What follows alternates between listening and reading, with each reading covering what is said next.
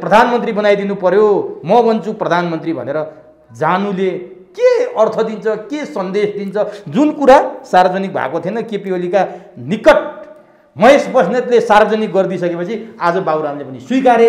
दिउँसो जाउँ लुगा लाएर कसरी जाउँ? अब अहिले त हेर्नुहोस्, छोप्ने ठाउँ देखाएर र देखाउनु पर्ने ठाउँ चाहिँ मुख चाहिँ छोपेर हिँड्ने बेलामा अनि मध्यरातमा जानुहुन्छ।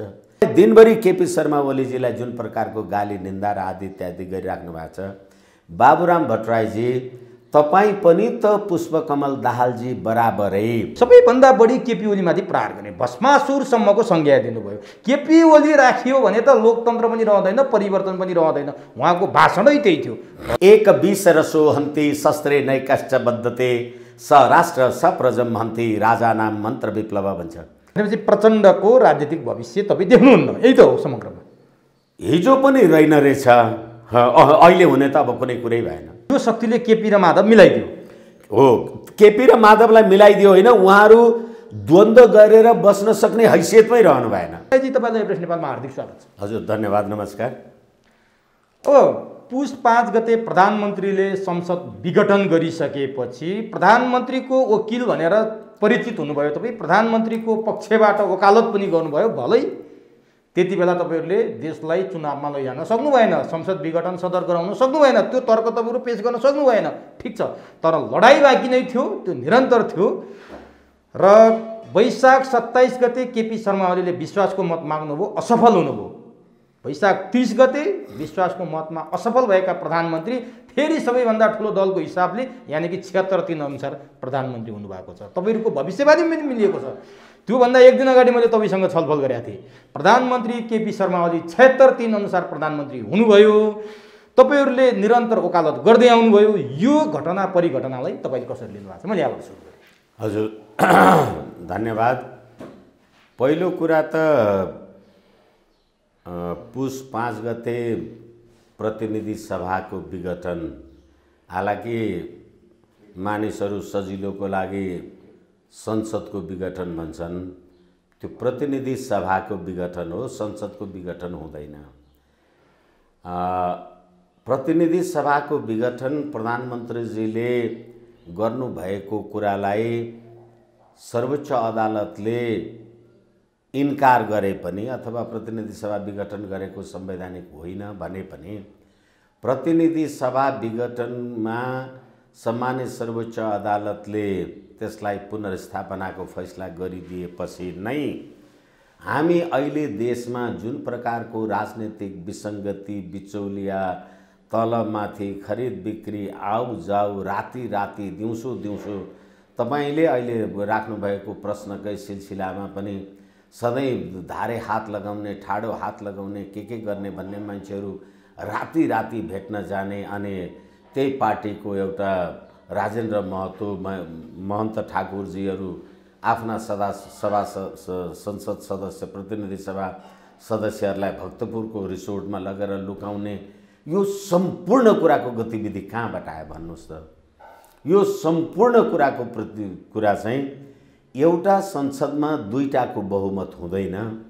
बहुदलीय व्यवस्था, बहुमतमा आधारित रहने संसदीय प्रणालीमा बहुमतले चाहेर प्रधानमन्त्री हुन्छ, बहुमतले चाहेर चुनाव जितिन्छ। अहिले हामी पटक पटक प्रधानमन्त्रीजीले विश्वासको मत पाउनु भएन आदि इत्यादि भन्नुको अर्थ बहुमत पुगेन भनेको न हो।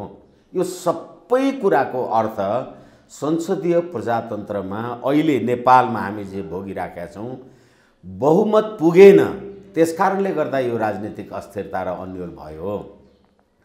यसै कारणले गर्दाखेरि हिजो त्यही बहुमतले प्रतिनिधि सभा विघटन गर्दाखेरि तपाईँले असंवैधानिक भन्ने, आज त्यही बहुमत प्राप्त प्रधानमन्त्रीले विघटन गरेको प्रतिनिधि सभा पुनर्स्थापित गर्दा अहिले तपाईँ अल्पमतको प्रधानमन्त्रीलाई फेरि प्रधानमन्त्री मानेर तिमी अल्पमतको प्रधानमन्त्री हो, 30 दिनभित्र विश्वासको मत लिनुपर्छ भनेर फेरि तपाईँ भन्ने भने भन्नुको तात्पर्य उमेशजी, यो कस्तो प्रणाली, कस्तो पद्धतिको संविधान हामीले बनाएछौँ भन्ने कुराको यो पीडा हो एउटा कुरा।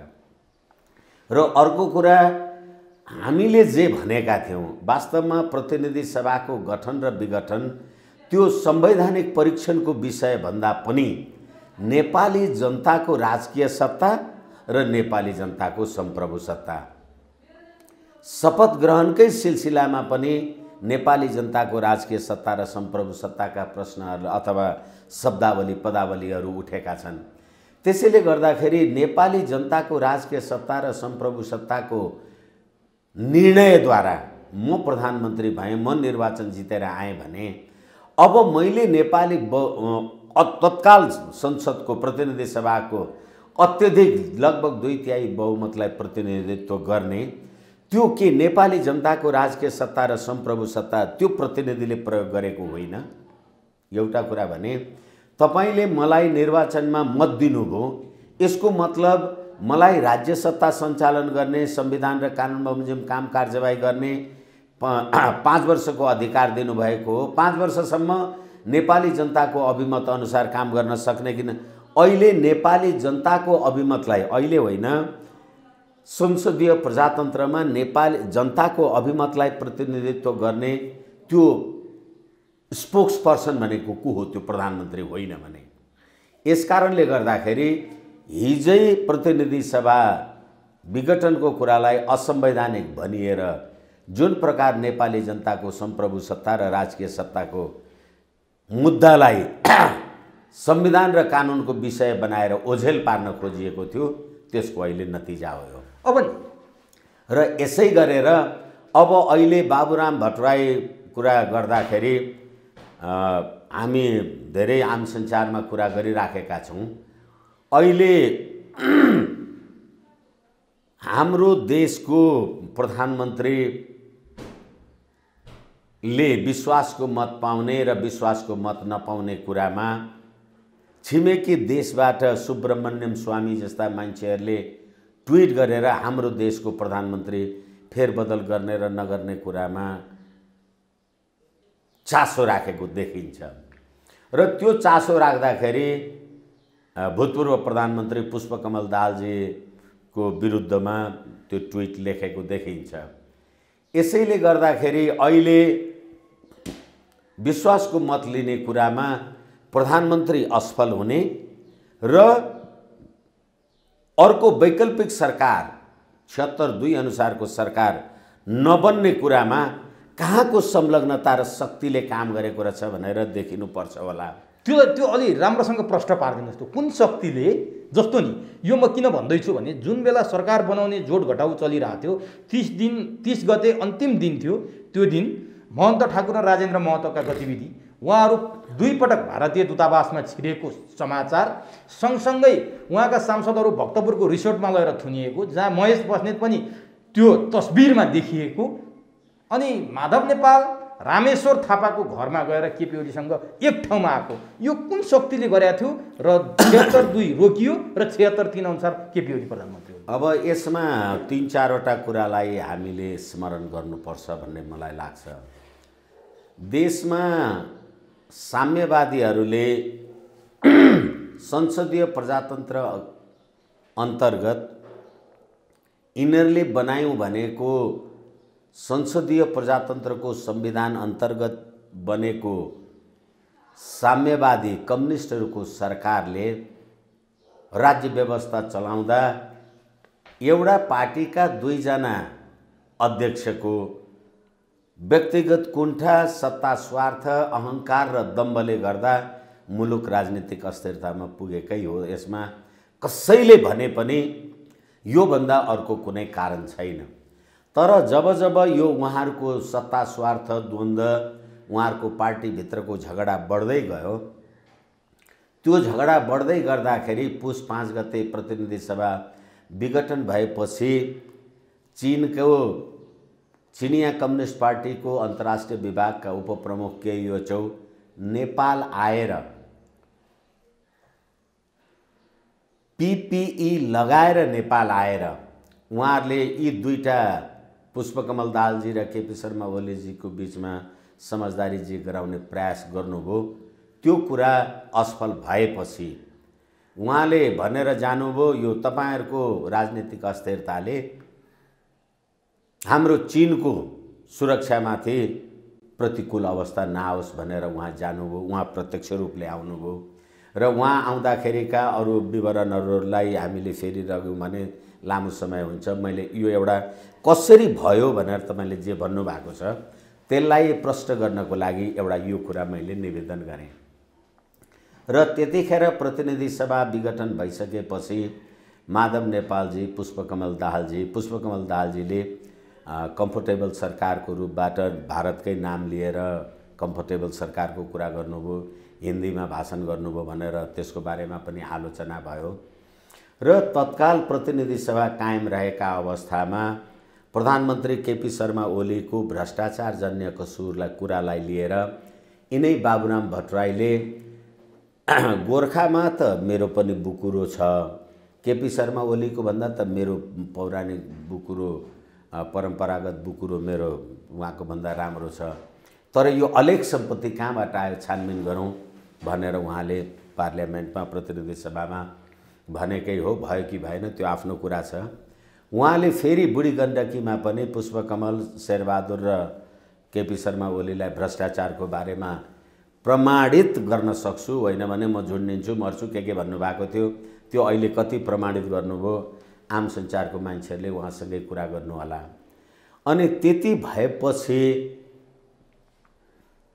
पुष्पकमल दाहालजी, माधव नेपालजी र केपी शर्मा ओलीजीको आफ्नो पार्टीभित्र सत्ता स्वार्थको भागबण्डा, यो भयो भने हुन्छ, त्यो भयो भने हुन्छ, यो भएन भने हुँदैन, त्यो भएन भने हुँदैन, अब उधारो सम्झौता नगर्ने, हाताहाती गर्ने हामीले धेरैचोटि हेरेका हौँ।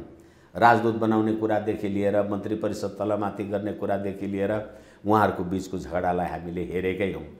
र त्यति भइसकेपछि अब जब प्रधानमन्त्रीजीले प्रतिनिधि सभा विघटन गर्नुभयो, प्रधानमन्त्रीजीले प्रतिनिधि सभा विघटन गर्नुभन्दा केही समय अगाडि सामन्त गोयल र भारतका सेनापति मुकुन्द नरवणेको नेपाल आगमनको कुरालाई पनि हामीले हेरेकै छौँ। र अहिले जब उहाँले विश्वासको मत पाउनु भएन, विश्वासको मत नपाउनका लागि के गरियो भनेदेखि महन्त ठाकुर र उपेन्द्र यादवजीहरूको पार्टी पनि निर्वाचनमा त सङ्घीय समाजवादी फोरम र राष्ट्रिय जनता पार्टी भनेर अलग अलग पार्टी हुनुभएको थियो। जसरी नेकपा एमाले र नेकपा माओवादी अलग अलग पार्टी चुनाव जितेर आएका थिए र त्यसै गरेर अहिले राजनीतिक दल सम्बन्धी ऐन 2073, अब कति भन्ने यो पीडा लाग्छ, नभनौँ यही छ व्यवस्था, कहाँ गएर भनौँ। तपाईँ आफू संसदमा बसेर, प्रतिनिधि सभामा बसेर तपाईँ आफू उत्कृष्ट संविधान बनायौँ भनेर 6-8 वर्ष लगाएर अर्बौं मुलुक दोहन गरेर बनाउनु भएको संविधानमा तपाईँ जुन दलबाट निर्वाचित भएर आउनु भएको हो त्यो दल त्याग गरेमा अथवा त्यो दलको व्हिप नमानेमा तपाईँको संसद सदस्य, तपाईँको पद समाप्त हुन्छ भनेर राजनीतिक दल सम्बन्धी ऐन 2073 को दफा 28(1) क मा पनि लेखियो। त्यसै गरेर संविधानको धारा 89 ङ मा पनि लेखियो। तर अहिले हेर्दाखेरि यो संविधान उहाँहरूले बनाएको रहेछ। तपाईले फ्लोर क्रस गर्नुभयो माधव नेपालजीहरू, मैले तपाईलाई कारबाही गरिनँ, संविधान के भयो। अनि तपाईँ अहिले जुन जनता समाजवादी पार्टी हुनुहुन्छ, तपाईले आफ्नो संसदका लाज लाग्नुपर्ने हो बाबुराम भट्टराईजी जस्ता व्यक्तित्वहरूलाई, महन्त ठाकुरजी जस्ता मान्छेहरूलाई। तपाईले प्रतिनिधि सभाको निर्वाचन लडेर तपाईँ यही संविधान अन्तर्गत उप प्रधानमन्त्री हुनु भएन उपेन्द्र यादवजी। अहिलेसम्म तपाईको दलको संसदीय दलको नेता छैन, लाज छैन भनेको। कसले चलाएको छ यो देश भनेको उमेशजी? कसले चलाएको छ यो संविधान? कसले चलाएको छ यो प्रतिनिधि सभा? त्यसैले गर्दाखेरि अब अहिले एउटा पार्टीका आधा मान्छे विश्वासको मतको पक्षमा, आधा मान्छे तटस्थ छौँ भनेर आदि इत्यादि कहाँ जाने कुरा, यो सब कुरा भयो। त्यसैले गर्दा संविधान पूर्ण रूपले असफल भयो। एक र अर्को कुरा यो कसरी भयो भन्दाखेरि अहिले एकजना कुनै साथीले अथवा आम सञ्चारमा कसैले लेख्नु भएको रहेछ, जतिसुकै आपत्ति गरे पनि छविलाललाई त केपी शर्मा ओलीजीले त पछाडिदिनु भयो भनेर लेखाएर छ। अनि मैले भनेको थिएँ केपी शर्मा ओलीजीले छविलाललाई पछाड्नु भयो कि छिमेकी मुलुकबाट आएका ट्विट गर्ने मान्छेहरूले पुष्पकमल दाहालजीको शक्तिलाई अगाडि बढ्न दियो भने चिनिया शक्ति हाबी हुन्छ भनेको कुरामा सहमत भएर अनि त्यहाँबाट चाहिँ पछारिनु भएको हो। हामी त्यो कुरा चाहिँ हेरौँ भनेपछि अब अहिले तपाईँले पनि भन्नुहुँदा उहाँहरू भारतीय राजदूतावास जाने अथवा आदि इत्यादि गर्ने कुरा गर्ने र हामीले अघि कुरा गऱ्यौँ सामन्त गोयलवाला कुरा गऱ्यौँ मुकुन्द नरवडेवाला कुरा गऱ्यौँ हामीले भनेपछि यो देशको यो राज्य प्रणाली यो तत्काल संविधान सभामा हामीले यो संविधान निर्माण गऱ्यौँ भनेर जसले गर्व गर्नुहुन्थ्यो उहाँहरूको लागि लज्जाको विषय भयो। यसैले गर्दा गर्दै हामी अब हाम्रो देशको प्रधानमन्त्री को हुनुपर्छ र पर्दैन भन्ने कुराको बारेमा पनि दूतावास धाउने विदेशी सत्ताधारी दलका नेताहरूको ट्विटलाई ध्यान दिनुपर्ने। अहिले सुब्रमण्यम स्वामीले गर्नुभएको ट्विटको बारेमा खोइ त कुनै राजनीतिक दलहरू किन बोल्दैनन्? हाम्रो देशको सरकार परिवर्तन हुने र नहुने कुरा हाम्रो संविधान हाम्रो निष्कर्षले हुन्छ। तैँले पुष्पकमल दाहालजीलाई केही भन्ने केपी शर्मा ओलीजीलाई केही भन्ने कुरा आउँछ भन्दा त कोही बोल्दैन। र फेरि त्यो ट्विट आएपछि नै जहाँसम्म मलाई लाग्छ र म भन्न सक्दछु कि हालाकि महन्त ठाकुर र राजेन्द्र महतोजीहरू एउटा बेग्लै खेमामा हुनुहुन्थ्यो, उपेन्द्र यादव बाबुराम भट्टराई जस्ता कसुरदार मान्छेहरू भन्दा, तर के हो भनेदेखि त्यो ट्विट आएपछि अनि शेरबहादुर देउवाजी पनि आफ्नो स्ट्यान्डबाट तल चाहिँ हट्नुभयो। किनभने शेरबहादुर देउवाजीले एउटा हालाकि नेकपा एमाले सुरुदेखि नै संसदीय प्रजातन्त्रमा निर्वाचन हार्ने जित्ने जे गरे पनि आइरहे पनि नेकपा माओवादी त संसदीय व्यवस्थाको विरुद्धमा 17,000 मान्छे मार्ने गणतन्त्रको लागि 17,000 मान्छे मार्यौँ भनेको मान्छेहरू अब संसदीय व्यवस्थाकै विरुद्धको कम्युनिस्ट पुष्पकमल दाहालजी र हिजो कम्युनिस्ट भएका केपी शर्मा ओलीसँगको लेनदेन नमिल्ने कुरामा अब शेरबहादुर देउवाले यो शर्त पुरा गर्न सक्थ्यो। त्यसकारणले शेरबहादुर पनि त्यसले गर्दा पनि ब्याक भयो। अर्को कुरा अब तपाईँले माधव नेपालजीवाला जे कुरा गर्नुभयो मैले यहाँ कहाँनिर अलिकति थपेँ भने माधव नेपालको कुरो जस्तो महिनौदेखि माधव नेपाल र केपी ओलीको बिचमा द्वन्द्व थियो, उनीहरूको बिचमा पानी बाराबारकै कुरा थियो। कहिलेकाहीँ मात्रै भयो होला भेट, त्यो पनि वार्ताको लागि। तर एकाएक जुन दिन राष्ट्रपतिले दिएको अन्तिम समय घर्किँदै गर्दा कुनै अमुक व्यक्तिको घरमा गएर उनीहरूले मिलाइयो, त्यो कुन शक्ति हो? यसैले म यसमा भन्दै थिएँ, हालाकि एकहोरो भनिरहनुभन्दा प्रश्न उत्तर भएकै ठिकै छ। केपी शर्मा ओलीजीलाई एकनाथ ढकालजीको नेतृत्वमा हकजाहान नेपालमा आएर होली वाइन खुवाउन लाने मान्छे को हो? पुष्पकमल त होली वाइन खान त गएको थिएन। अनि त्यो होली वाइन खान जाँदाखेरि कति पीडा लाग्छ केपी शर्मा ओलीजीलाई यो कुरा भन्दा उहाँलाई पीडा बोध हुन्छ कि हुँदैन भगवान जानोस्। अब भगवानको बारेमा पनि उहाँहरू के भन्नु होला, अहिले हामी फेरि कुरा गरौँला। त्यतिखेर यो देशको मन्त्री प्रधानमन्त्री अथवा मान्यहरूलाई मत दिने त नेपाली जनता हुन् नि, तर सुशासनको तकमा कसले दियो? एउटा दक्षिण कोरियाको विधवा हकजाहान भन्ने मान्छेले होली वाइनको धार्मिक मदान्धतामा मदको अन्धतामा तपाईँलाई 1 करोडको सुशासनको तकमा दिएको, तपाईँ त्यो सुशासनको तकमा लाउन लाज हुँदैन तपाईँलाई? होली वाइनको तकमा लाउन लाज हुँदैन तपाईँलाई? अनि अहिले माधव नेपालजीसँगको कुरा सत्ताभित्रको लेनदेन हिसाब किताब, मेरो मान्छे आउनु पर्यो, तेरो मान्छे जानु पर्यो, म बस्नु पर्यो, त्यो बस्नु पर्यो। हिजो राजाको टाइममा त एकजना मान्छे राजा हुन्थ्यो, अर्को युवराज देराज हुन्थ्यो, एउटा परिवार हुन्थ्यो होला। तर मन्त्री र प्रधानमन्त्री अथवा कुनै के हुनलाई त उसका परिवारका मान्छे त हिँड्दैन थियो होला नि। अनि माधव नेपालजीका आफ्ना मान्छेलाई राख्नु पर्यो, आफूलाई हाताहाती चाहियो। अब त्यसै गरेर पुष्पकमल दाहालजीको त सबै परिवारैलाई चाहियो। यसैले गर्दाखेरि अहिले त्यो होली वाइनवाला शक्ति जो एमसीसीको लागि अमेरिका भारत हुँदै नेपालमा कार्यरत छ, त्यो एमसीसीको शक्तिले न केपी ओलीलाई बाँकी राख्थ्यो न माधव नेपालजीलाई बाँकी राख्थ्यो। फेरि पनि अब सुब्रमण्यम स्वामी भन्नुहोस्, एमसीसीको शक्ति भन्नुहोस्, बाबुराम भट्टराईवाला कुरा भन्नुहोस्, यिनीहरू के होली वाइनको शक्तिलाई ताकत च्यालेन्ज गर्न सक्छन् र? त्यो शक्तिले काम गर्यो। त्यो शक्तिले केपी र माधव मिलाइदियो। हो, केपी र माधवलाई मिलाइदियो होइन, उहाँहरू द्वन्द्व गरेर बस्न सक्ने हैसियतमै रहनु भएन। होइन भनेदेखि हामीले धेरैचोटि कुरा गरिराखेका छौँ, यो देशमा श्याम शरण एउटा भारतको खुफिया अथवा एउटा नेपालकै लागि पूर्व राजदूत भएको मान्छे, परराष्ट्र सचिव भएको मान्छे नेपालमा आउँदा अरू त छोडिदिनुहोस्, यो देशका भूतपूर्व प्रधानमन्त्रीहरू लाइन लागेर त्यो मान्छेलाई किन भेट्न जान्छ? के कुरा हुन्छ होला? अब तपाईले नै भन्नुभयो, यो आम सञ्चारले नेपाली जनतालाई फेरि पनि सुसूचित गराओस्। हामी कहाँ जब जब राजनीतिक सङ्कट र परिस्थिति आउँछन् तब तब यो देशका तपाईले भोट दिएका मान्छे भारतीय दूतावासमा मध्यरातमा किन जान्छन्?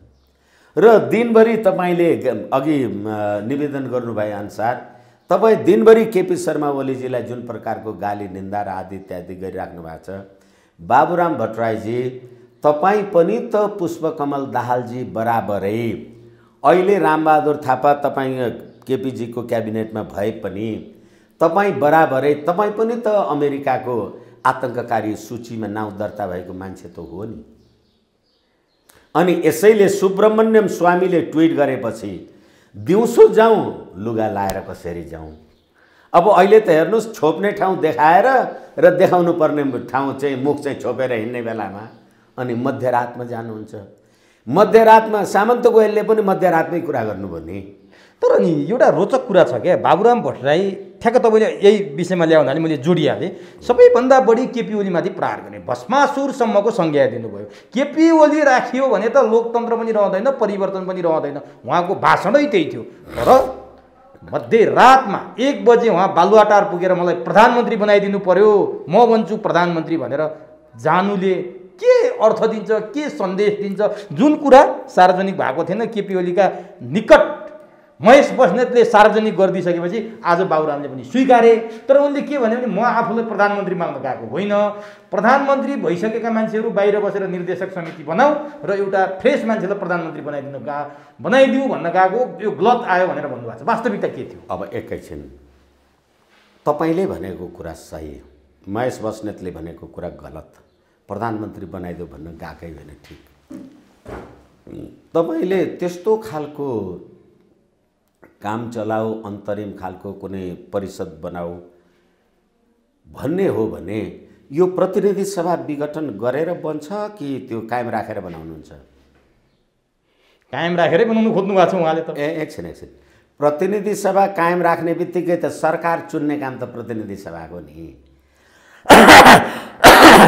त्यसैले प्रकारान्तरले भाषाको शब्दको फरक होला उमेशजी। पुस 5 गते प्रधानमन्त्रीले प्रतिनिधि सभा विघटन गरेको कुरा ठिक रहेछ। त्यसदेखि पछाडि यत्रा राजनीतिक अन्यल र अस्थिरता आए। अब एउटा परिषद बनाऊ र त्यसले निर्वाचन गएर एउटा स्थिरता ल्याउँछ भने होइन, कुरा बुझ्नु पर्यो।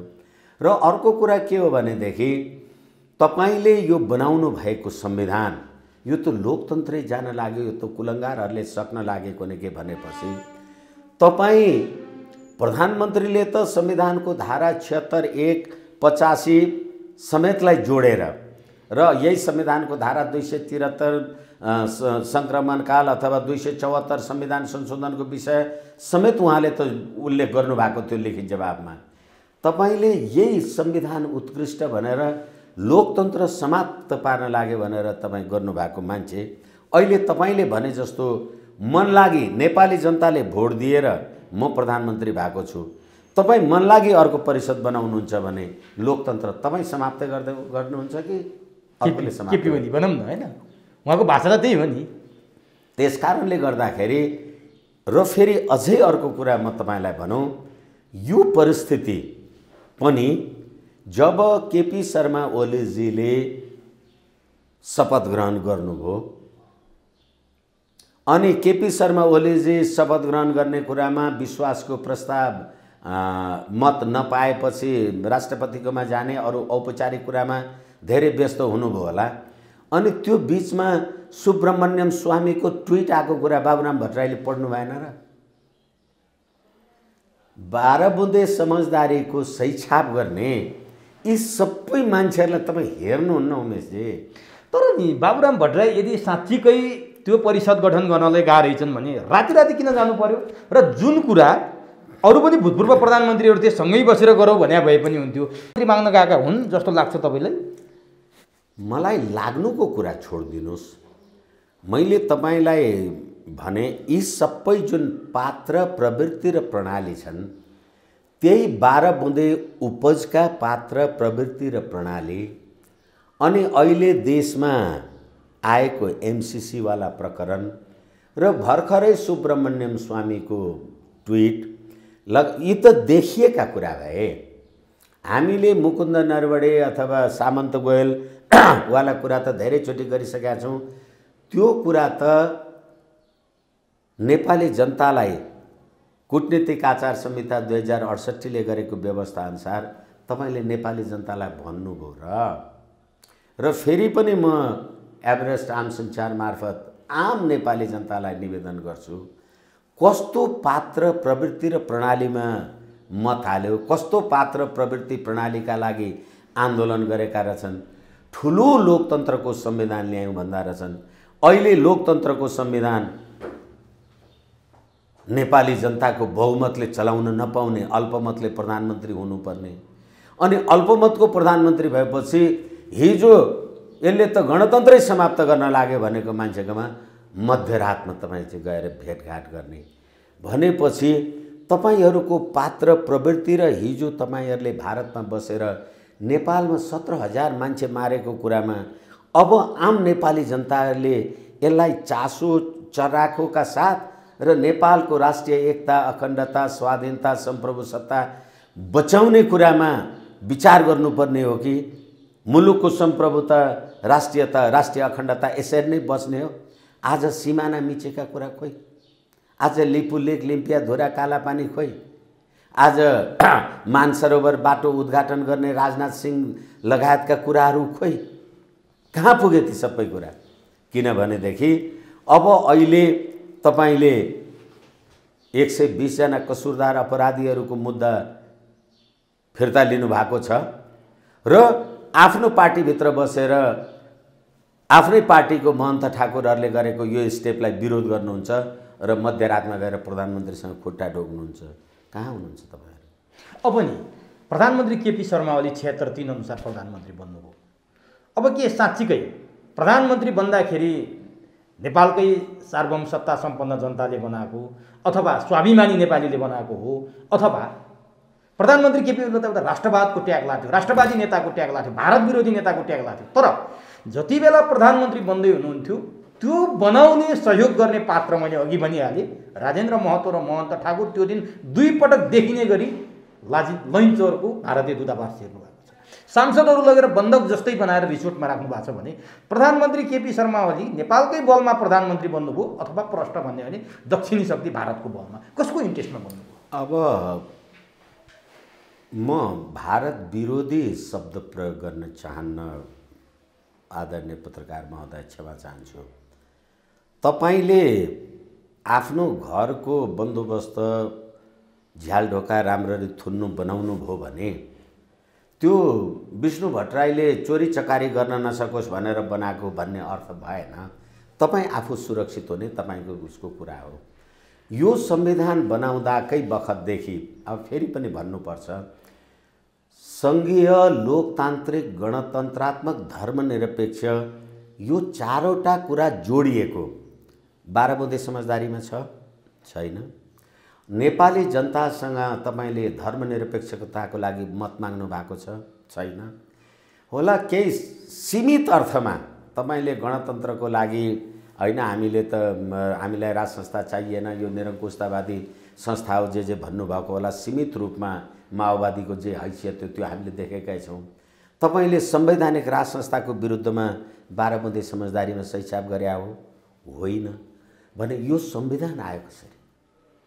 अब यो संविधान आएपछि भारत विरोधी होइन कि मधेसमा रहने राजनीतिक दलहरूले हाम्रो माग सम्बोधन भएन भनेर जे भन्नुभयो होला, भारतले हिन्दू राष्ट्रको अथवा यही अवस्थाको संविधान होइन भनेर जे उसले आफ्नो अनिच्छा व्यक्त गरेको थियो होला, होइन नेपाली जनताको सर्वोत्तम हित र समुन्नति यसैमा हुन्छ भनेर तपाईँले फास्ट ट्र्याकबाट हतार हतार यो संविधान ल्याएको होइन हो। अब त्यतिखेर तपाईँले केपी शर्मा ओलीजी प्रधानमन्त्री हुनुहुन्थ्यो, संविधान ल्याउनमा अडान गर्नुभयो, यो त ठुलो कुरा हो, राष्ट्रवादी कुरा हो भनेपछि तत्काल निर्वाचन हुँदा तपाईँले मत चाहिँ दिनुभयो।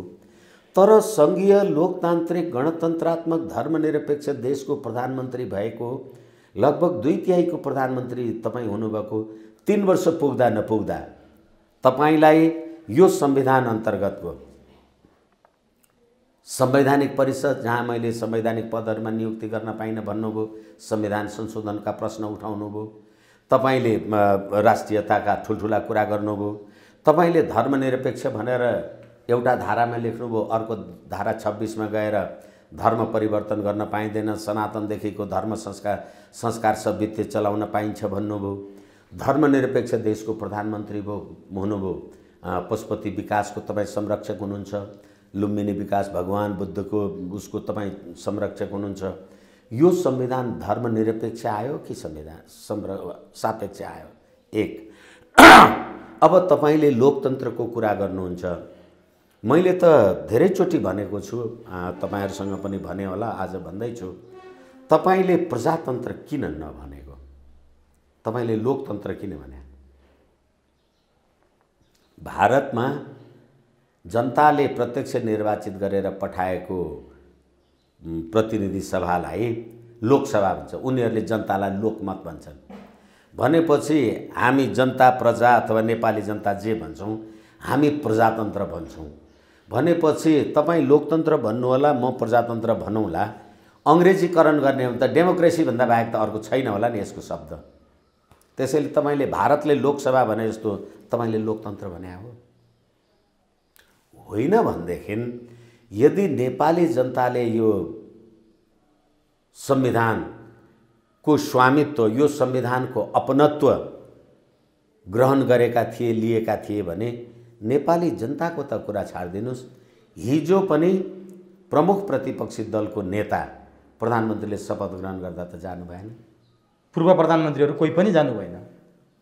अब राति चाहिँ तपाईँ म कहाँ आउनुहुन्छ, दिउँसो चाहिँ मैले शपथ ग्रहण गर्दा तपाईँ जानुहुन्न।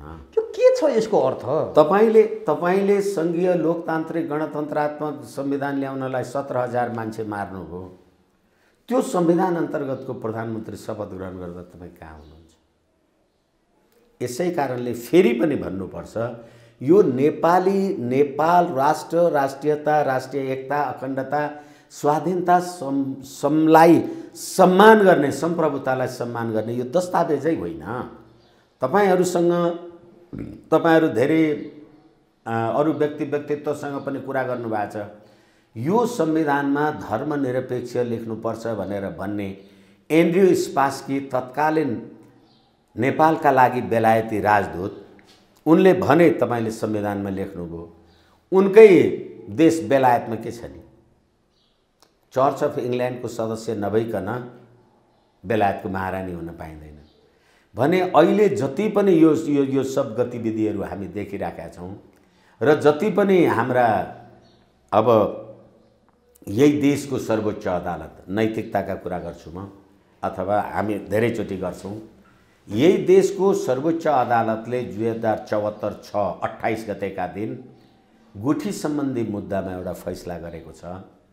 देशका मठ, मन्दिर, धर्म, कीर्ति, गुठी यिनीहरू त देशको सांस्कृतिक परम्परा र सभ्यता हुन्। यो समाप्त भयो भने राष्ट्र समाप्त हुन्छ भनेर सर्वोच्च अदालतले फैसला गरेको छ। तपाई धर्मनिरपेक्षको संविधान शपथ ग्रहण गरेर आएको होइन, त्यस्तो फैसला गर्न मिल्छ? कहाँ हुनुहुन्छ नेपाली जनता? अनि नि जुन सरकार बन्यो 76-3 यो यही नेपालको बाटोमा बनेको सरकार जस्तो लाग्छ कि विदेशी आशीर्वादले बनेको सरकार? यति हामीले अहिले सुरुदेखि कुरा गरिसक्यौँ। यति सबै कुरा गरिसकेपछि तपाईँले धतुरो खानुभयो भने त्यसले बौलाउँछ कि महान हुन्छ भन्ने कुरा सोधिराख्नै परेन। हामीले जुन केएचओ सुब्रमण्यम स्वामी मध्यरातमा उहाँहरू जाने अनि 12 बुँदे समझदारी लगायतका कुराहरूलाई जे कुरा गऱ्यौँ, अझै पनि 2063 मङ्सिर 7 गते विस्तृत शान्ति सम्झौता तत्कालीन नेपाल सरकार र माओवादीले गर्यो। कसको रहबरमा? अन्मिनको, युएनको। युएन भने पनि अन्मिन भने पनि इयान मार्टिन त्यसमा सही गर्ने मान्छे हुनुहुन्थ्यो। त्यो शान्ति सम्झौता हुँदाखेरि त देशमा राज संस्था थियो, त्यसलाई सही गर्न आवश्यक भएन। तपाईँ 7 राजनीतिक दल र माओवादीले सही गरे पुग्यो माने, त्यसमा मेरो विवाद छैन। तर त्यो शान्ति सम्झौता भएको 15 वर्ष लाग्दा नलाग्दा अस्ति प्रतिनिधि सभा विघटन गरिसकेपछि सम्माननीय प्रधानमन्त्रीजीले मलाई लाग्छ माघको 26 गते पुष्पकमल दाहालजीको सुरक्षा दस्ता हटाइदिनु भयो। विप्लव माओवादीले मलाई मार्ने भयो भनेर सुरक्षा दस्ता बढाएको थियो। अब फेरि त्यता जाँदा अर्को लामो पाटमा उता पुगिन्छ भनेदेखि जब केपी शर्मा ओलीजी र पुष्पकमल दाहालजीको बिचमा द्वन्द्व भयो, केपी शर्मा ओलीजीले सुरक्षा दस्ता हटाइदिनु भयो। अब एकैछिन मान्नुहोस्, तपाईको व्यक्तिगत तुष्टि र असन्तुष्टिको लागि मेरो सुरक्षा हुने हो कि आवश्यकताको विषय हुने हो?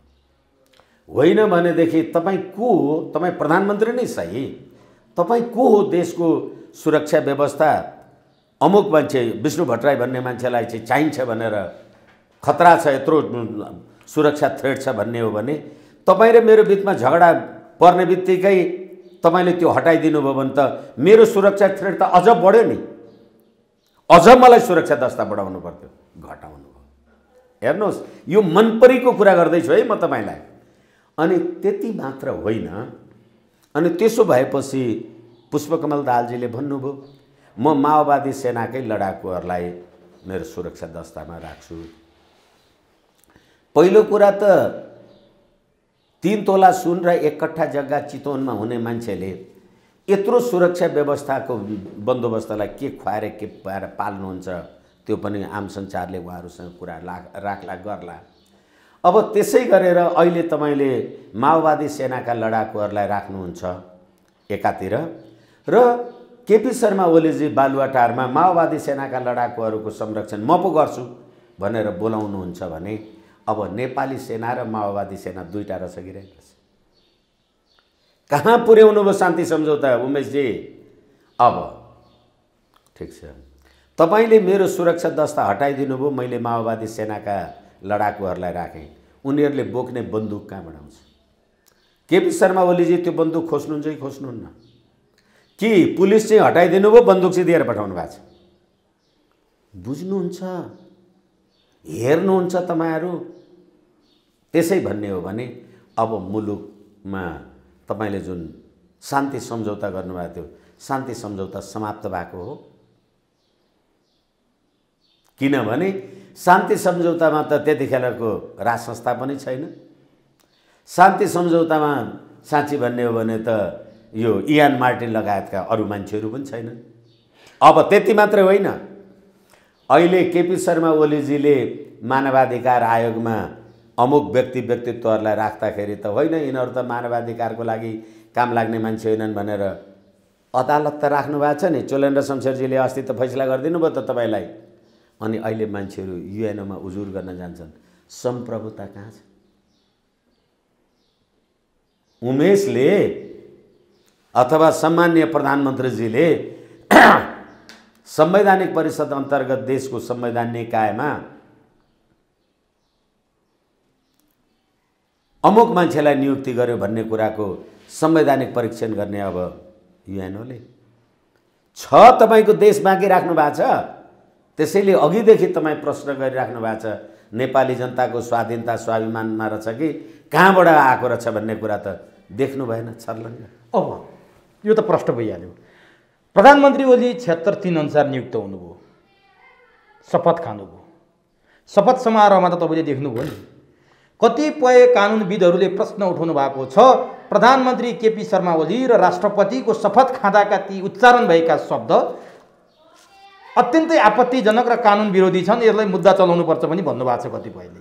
कतिपयले कुन स्तर हो, घरको कुरा हो, श्रीमान श्रीमतीको कुरा हो, घर व्यवहारको कुरा हो, के को कुरा हो, कसले कोसँग बोलेको हो, सुन्नुभयो नि तपाईँले? सुन्न त प्रधानमन्त्री ओलीले राष्ट्रपतिले खुवाएको शपथ तपाईँले चाहिँ कसरी लिनुभएको छ?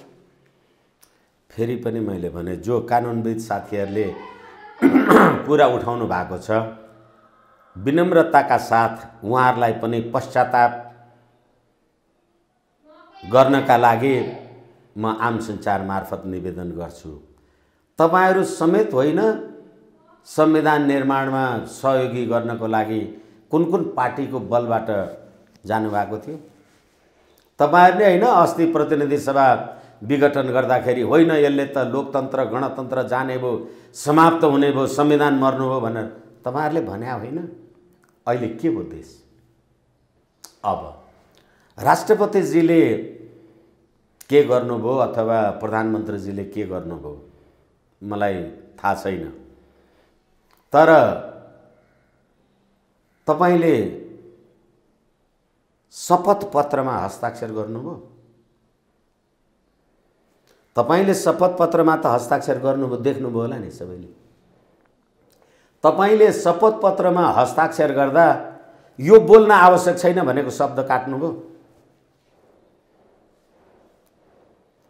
आज म एभरेस्ट आम सञ्चारसँग उमेश सुवेदीजीसँग जे कुरा गरिराखेका हुँला त्यो कुरा लिखतबद्ध गर्दाखेरि त्यसका शब्दहरूको बारेमा म आपत्ति जनाउँदिनँ भने मैले माने कि मान्दिनँ? कहाँ हुनुहुन्छ तपाईँ विद्वान साथीहरू? बोल्दा उच्चारण नगर्ने, एकैछिन सिग्नेचर चाहिँ गर्ने होइन, एकैछिन भनेपछि तपाईले जेसुकै भन्नुस् कि नभन्नुस् के सिग्नेचर गर्नुभयो? अब तपाईले प्रतिज्ञा गर्दछु भन्ने कुरा भन्नु पर्दैन भन्नुभयो। शपथ ग्रहण गरिरहँदाका बखत तपाईले बोलेको शब्द शपथ होइन, ल प्रतिज्ञा भन्नु पर्दैन भन्नुभयो तपाईले। त्यो पर्दैन, त्यो पर्दैन भन्नुभयो तपाईले। त्यो पर्दैन चाहिँ शपथ हो कि होइन? शपथमै पर्यो त्यो त। अन्त बिसाएर त कुरा गरे होइन नि। र त्यो शपथको भाषा राष्ट्रपतिले लेख्या हो। त्यो शपथको भाषा त संविधान कानुन यिनै जान्ने विद्वान को छन्। अब धुरन्धर प्रकाण्डहरू केपी शर्मा ओलीजीहरू उहाँहरूले गर्नुभयो होला। जुन शब्द तपाईले आपत्ति जनाउनुभयो सही किन गर्नु? उमेशजी कुरा गर्ने यिनीहरूसँग कहीँ नैतिकता, इज्जत, मर्यादा, प्रतिष्ठा छ? तर नि अब त्यो प्रस्तुति हेर्नुहोस् त, एउटा औपचारिक कार्यक्रममा प्रधानमन्त्रीले त्यो पर्दैन भन्ने राष्ट्रपति हिही गरेर हाँस्ने, त्यसले चाहिँ के सन्देश दिन्छ? त्यो जेसर पसलले त धेरै कुरा बोल्छ नि। त्यो त औपचारिक कार्यक्रम हो, राष्ट्रिय अन्तर्राष्ट्रिय रूपमा हेरिरहेको कार्यक्रम होइन भने त्यो। अब मलाई लाग्छ सायद बाराक ओबामाजीले शपथ ग्रहण गर्दाखेरि एउटा शब्द तलमाथि भएको थियो। उहाँहरू त बाइबल छोएर शपथ ग्रहण गर्नुहुन्छ। त्यो मिलेन भनेर भोलिपल्ट फेरि शपथ ग्रहण गर्नुभयो, हामीले देखेका छौँ। अब यिनीहरूलाई सोध्नुहोस्, यी लोकतन्त्र विधिको शासन, हामी त वकिल महान एकदम वरिष्ठ हौँ, यत्रो पढेका छौँ, देश विदेश हामीलाई सङ्घीयता थाहा छ, कुनै के थाहा छ। त्यो अमेरिकाको राष्ट्रपतिले शपथ ग्रहण गर्दा सुधारेको शब्द, त्यसको स्मरण यिनीहरूलाई हुन्छ कि हुँदैन? एउटा कुरा। र उहाँले यो यसरी औपचारिक रूपमा राष्ट्रपति प्रधानमन्त्री भएको हुँदा त्यस्तो यो पर्दैन भन्ने खालको व्यवहार हिही गरेर हाँसिदिनु भयो फेरि। अनि त्यसले गर्दा हो यो औपचारिक कार्यक्रम हो कि अनौपचारिक हो कि पार्टीको कार्यक्रम हो कि घरको कुराकानी हो कि? एकछिन। त्यसैले तपाईँले अहिले राख्नु अथवा हामी अहिले जुन इस्युमा अथवा जुन बुन्दामा बहस गरिराखेका छौँ यसको उत्तरहरू अनन्त हामीले अगाडि गरिसक्यौँ। यो पात्र प्रवृत्ति प्रणाली तपाईँले ल्याएको पनि होइन, तपाईँ जिम्मेवार पनि हुनु भने कस्तो प्रधानमन्त्री तपाईँले बनाउनु भएछ त? तपाईँले कति जिम्मेवार मान्छे प्रधानमन्त्री बनाउनु भएछ त? र फेरि तपाईँकै पार्टीका हिजो तपाईँले सम्झौता त गर्नुभयो, माधव नेपालजी लगायतका मान्छेहरू जानुभयो थियो भनेपछि यो कुनै लज्जा शरम राष्ट्रियता राष्ट्रिय एकता नेपाली जनताको स्वाभिमानको प्रश्न हो। यो कस्तो प्रणाली ल्याउनु भएछ भनेको तपाईँले गर्ने होइन नि। एकछिनलाई मान्नुहोस्, अहिले हामी कुरा गरिराखेका छौँ, आम सञ्चारमा तपाईँले क्यामेरा राखिराख्नु भएको छ, तपाईँले सोधे जे प्रश्न सोध्नु होला म जे उत्तर दिउँला त्यो प्रश्न र उत्तरको ज्ञान यो क्यामेरालाई हुन्छ भनेको। यी क्यामेरा यी खिचिराखेका छन्। 12 बुँदे समझदारी कसले लेख्यो यिनीहरूलाई थाहा छ। यी खिचिराखेका छन्, कुदिराखेका छन्। अस्ति अल्पमत र बहुमतको सरकार सुब्रमण्यम स्वामी र केयुएचओवाला कुरा हामीले गरिराखेका छौँ। यी खिचिराखेका छन्, यी कुदिराखेका छन्। होइन भनेदेखि यस्तो निर्लज्ज शपथ ग्रहण अनि त्यसलाई तपाईँले मन्त्री र प्रधानमन्त्री मान्नुपर्ने अनि नेपाली जनताले यो कहरमा पनि तपाईँलाई ट्याक्स तिर्नुपर्ने, जनता खान नपाएर मर्ने, अक्सिजनको सिलिन्डर नभएर तपाईँ आफूले लेखेको प्रतिज्ञाको कुरा पनि न, तपाईँ नेपाली जनता प्रति प्रतिज्ञा नगर्ने। फेरि तपाईँले पशुपतिमा सुनको जलहरी के भनेर चढाउनु भयो? रामायण र अयोध्याको कुरा के भनेर गर्नुभयो? त्यो पनि कुरा निवेदन गरौँला म। रामायण र अयोध्याको कुरा तपाईँले के भनेर गर्नुभयो? र अघि पनि हामी कुरा गऱ्यौँ, यो संविधानले पशुपति विकास क्षेत्रको संरक्षक प्रधानमन्त्री, लुम्बिनी विकास कोषको लुम्बिनी विकास आदि त्यसको संरक्षक प्रधानमन्त्री, तपाईँ धर्मनिरपेक्ष प्रधानमन्त्री भएर तपाईँलाई यस्ता संस्थाहरूको संरक्षक हुँदाखेरि यो संविधान गाई जात्रा भएन भने? यो संविधान हो। यो होइन भने तपाईँ ईश्वर पनि नचाहिने, प्रतिज्ञा पनि नगर्ने, त्यति मात्रै होइन सत्य पनि नचाहिने, सत्यनिष्ठासँग प्रतिज्ञा गर्ने। के हो सत्य? अनि के अब यो धेरै दार्शनिक कुरा होला, तपाईलाई त्यो पनि चाहिएन। यस्तो अवस्थामा राष्ट्रपतिसँगको व्यवहार त्यहाँ जे देखियो त्यो भनिरहनु पर्दैन। तपाईँ मौन बस्न सक्नुहुन्थ्यो नि। राष्ट्रपतिजीले त भन कि भन त भन्दैन थियो। मौन बसेपछि त बुझ्यो नि यसले भन्दो रहेछ। भन्नु भएन, सही किन गर्नुभयो? यो लज्जाजनक कुरा हो नि। यो हाम्रो नेपालमै लज्जाजनक होइन, यो देशको सर्वोच्च अदालतले हेरोस् न के तपाईँ भोलि उजुर गर्न जानुहोस् अनि दीप चाहिँ प्रधानमन्त्री भएर लिखित जवाफ दिन आओस्, मैले त यसमा सही गरेको छु नि भनिन भने कहाँ हो भने के भन्नुहुन्छ? देश हो यो। कति बोल्ने भने के मैले सधैँ भन्छु, कति बोल्ने। तर यस्तो कहाँबाट एकछिन कहाँबाट कतिपय राष्ट्रपतिले संसदले प्रधानमन्त्री र राष्ट्रपति हटाउनु पर्छ भनेर भीमार्जुन आचार्यले भन्नुभयो। त्यो यिनीहरू जे भन्नु यिनै होइन यो संविधान उत्कृष्ट भन्ने मान्छेहरू। एउटा कुरा र अर्को कुरा के हो भने भनिन्छ सर्पको दाँतमा विष हुन्छ, झिँगाको टाउकोमा विष हुन्छ, विदुर नीतिले भन्छ, बिच्छीको पुच्छरमा विष हुन्छ, तर दुष्टको सारा शरीरभरि विष हुन्छ। कहाँबाट सुरु गर्नुहुन्छ र कहाँ टुङ्ग्याउनुहुन्छ तपाईँ? त्यसैले मैले सबै यो पात्र प्रवृत्ति र प्रणालीको कुरा गरिराखेको छु। कहाँबाट टुङ्ग्याउनुहुन्छ तपाईँ? तपाईँ अहिले ईश्वरको नाउँमा शपथ ग्रहण गर्नुहुन्न, तपाईले त गुठीको संरक्षण गर्ने संवैधानिक आयोगहरू उसरमा त राख्नु भएको छ र त्यो गुठी सञ्चालन गर्ने आदि इत्यादि गर्ने यी गुठी संस्थानहरू सरकारी राजस्व खर्चमा त चलेका छन्। कहाँबाट आउँछ?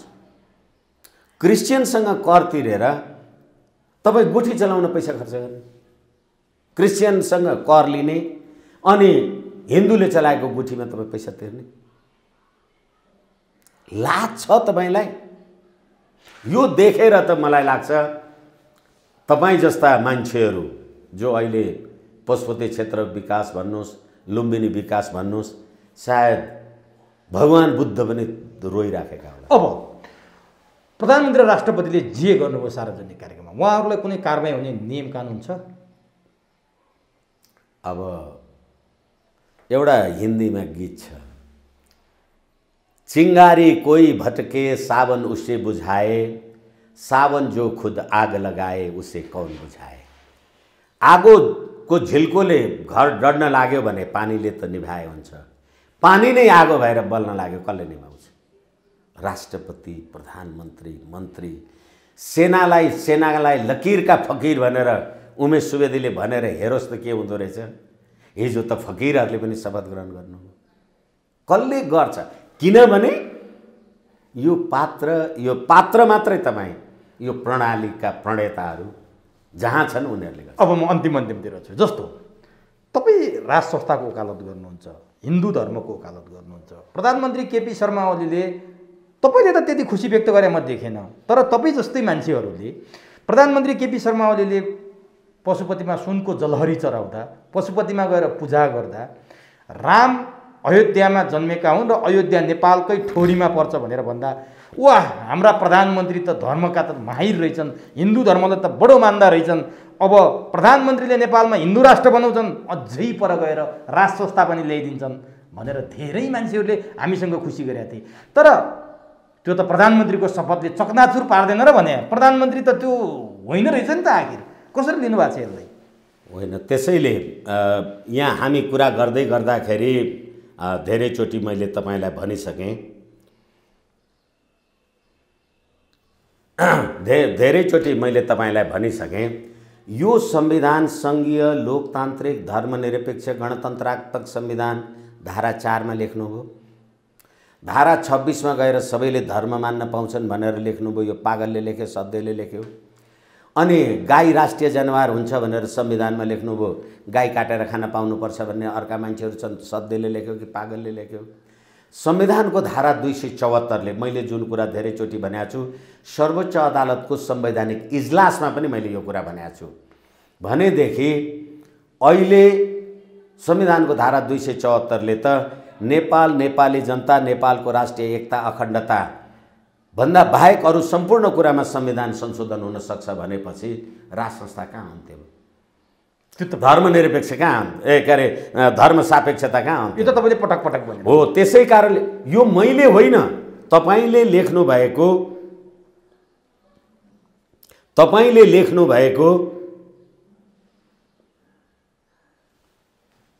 संविधानको कुरा मैले तपाईँलाई गर्दैछु र यो संविधान र अहिलेको प्रणालीबारे म तपाईँलाई 4 लाइन एउटा कुरा सुनाउँ। अहिले जे केपी शर्मा ओलीजीले गर्नुभएको छ, ढोगेर देव मन्दिर, पूजेर बुद्ध ज्ञान, पढेर वेदशास्त्र, गरेर स्वर्ण दान, खोजेर रामचन्द्र, खोज्दै जनक महर्षि, पाखण्ड फेरि गर्छन् देवत्वमा अनीति। ठ्याक्कै त्यही गरे होइन एकदम। अनि यो भन्दा पाखण्डीपन संसारको कुनै राज्य व्यवस्थामा तपाईँले देख्न सक्नुहुन्न। वकालत गर्ने त निकै हौसिया थिए केपी ओलीप्रति, चकनाचुर भयो नि त सबै। होइन, ठिकै छ, तपाईँले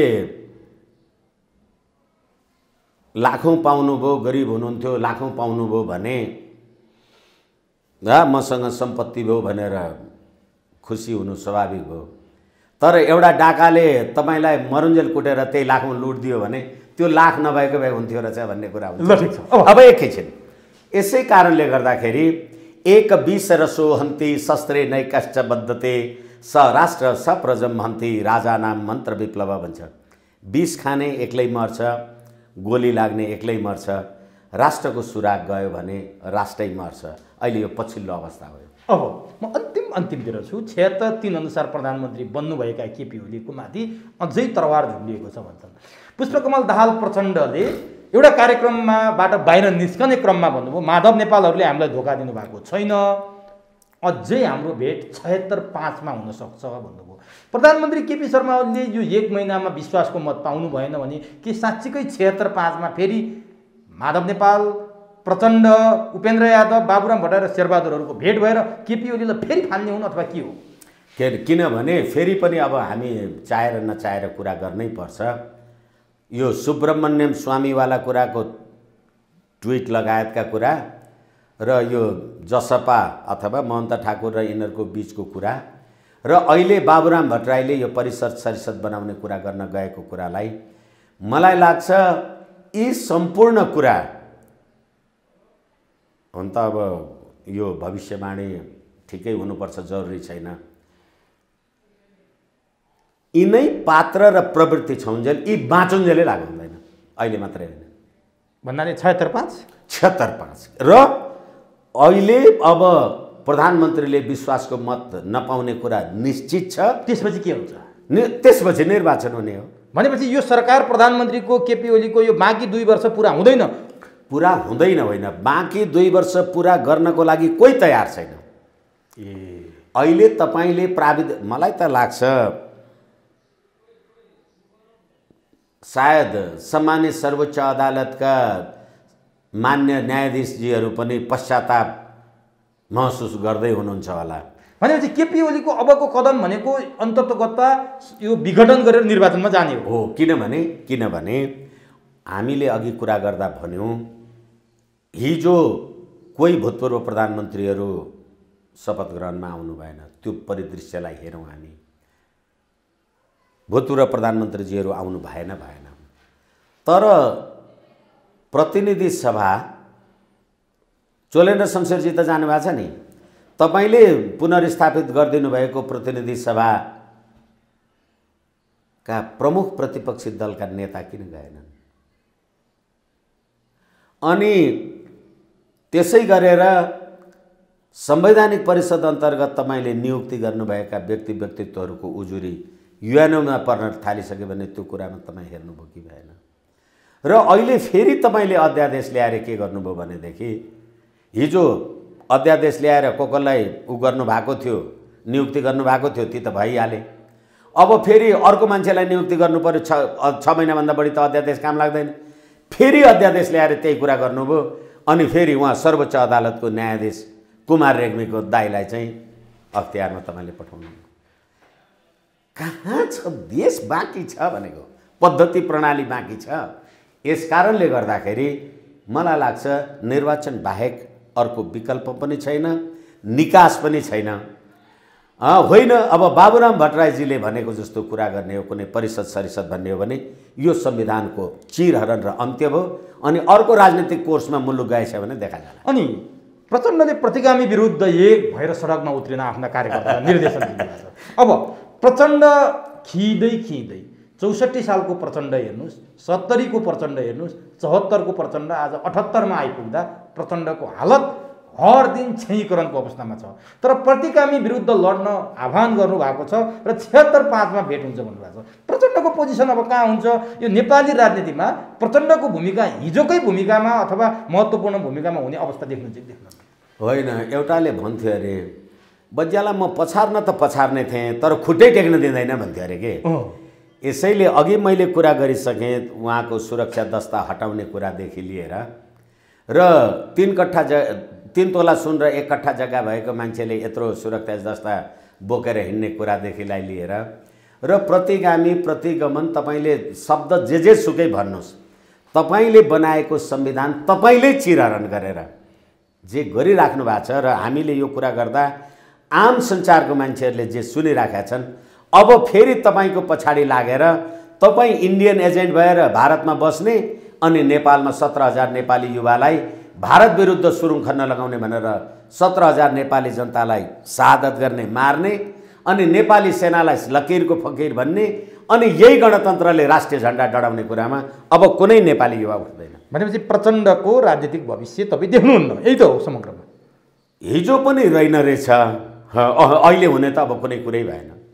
हस्, समय दिनुभयो, अत्यन्तै महत्त्वपूर्ण भनाइ राखिदिनु भयो, यसको लागि तपाईँलाई हार्दिक धन्यवाद। हस्, धन्यवाद। एभरेस्ट आम सञ्चारलाई प्रणाम, नमन।